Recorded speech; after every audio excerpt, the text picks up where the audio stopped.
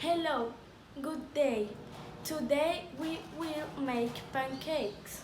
For this we will need the following ingredients. 2 eggs, a cup of heat flour, sugar and salt, a cup of milk. The recipe is a quick sample.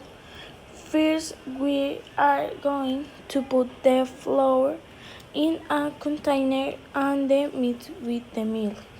Then we will add 2 eggs and finally a little salt and sugar.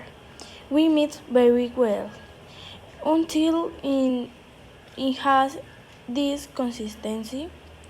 We ask an adult to help us heat the stove. We put a little butter and then we put in this pan.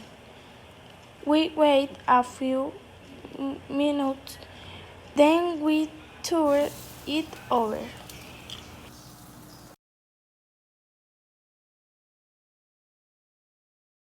Ready, we have our pancake.